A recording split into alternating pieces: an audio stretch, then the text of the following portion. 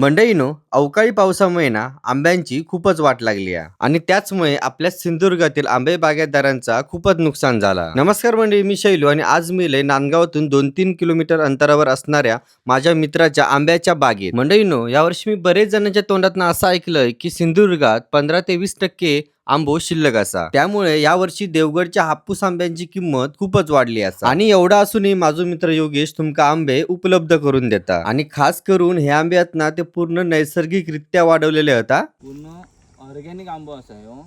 याच्यात कल्टार वगैरे कलमांक इस्तेमाल ह्या केलेलाच नाही, वापर केलेलोच नाही कल्टारचो. आणि हे इथ्रिल वगैरे करून काही आंबे पिकवत नाही. हे संपूर्ण नॅचरल हाच असतात. लेंडी खतापासून लेंडी शेणखत यांचं भुसो टाकून कलमातनं निर्माण केलेलो आंबा असतो. आणि तू स्वतः पण खत तयार करतस? हो हो, स्वतः स्वतः. मंडळीनो, तुमका पण हे नैसर्गिकरित्या पिकवलेले आंबे हवे असतील ना तर दिलेल्या नंबरवरती नक्की कॉन्टॅक्ट करा आणि आंबे घर बसल्या मागवा. माझ्या SM मालवणी या YouTube चॅनलवरती संपूर्ण व्हिडिओ मी अपलोड केले, ते जाऊन तुम्ही नक्की बघा.